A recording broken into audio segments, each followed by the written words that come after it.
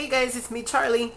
So I'm doing a video today on these bins that I have here, and I thought it'd be a good idea to turn them into a worm compost bin.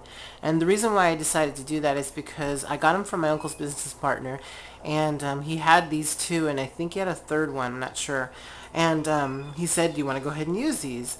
I was hesitant until I noticed when he had showed me this part. So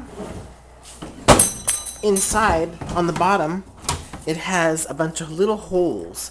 Now these holes are big enough to put a Q-tip through, and it's small enough that the composting stuff should stay in. If for any reason it doesn't work out that well, you can actually purchase some kind of not a chicken wire, but it's that really small opening, what do they call it? The little squares in the wire. You could just go ahead and cut out a piece and put it on the bottom here. And see, the holes are actually kind of small.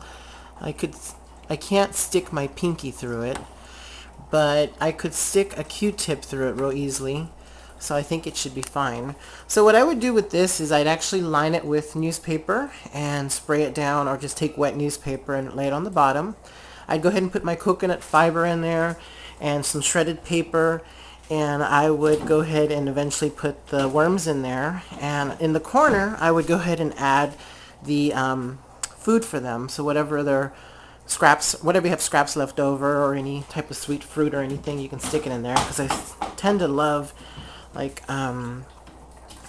pumpkin, mango, banana, any of those things really. So this is actually a different type of worm, or not worm bin, it's a different type of tote. It's a Unified Western Grocery, and I have two of them. So what I'm planning on doing on the next video, on part 2, is I want to show you that I want to take one of these bins here and put it inside a regular bin that does not have holes on the bottom, and that way I can use that as the part that's going to catch the worm tea, or just the excess liquid that comes out of this worm bin when it's broken down and there's a little extra moisture.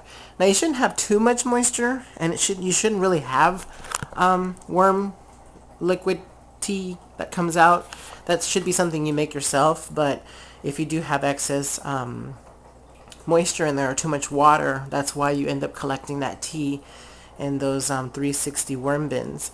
But you know, it's still concentrated, very good, of course. So I'm gonna try not to do that. I'd rather make my own worm tea in a bucket of water. So I'm gonna take one of these bins, put it in a regular tote, and I'm gonna go ahead and make my own bin, and I'll show you guys that on the next video.